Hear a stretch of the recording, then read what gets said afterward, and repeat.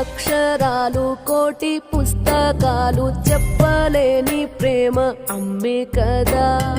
అంతం లేని సొంతం పంతం లేని బంధం స్వార్థం లేని రూపం అమ్మే కదా.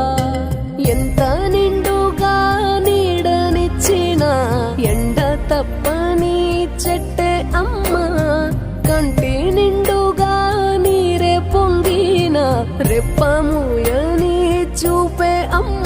తానో స్వర్గం తానో దుర్గం అని సాధ్యం తన మార్గం.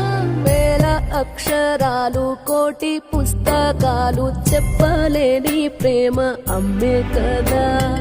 అంతం లేని సొంతం పంతం లేని బంధం స్వార్థం లేని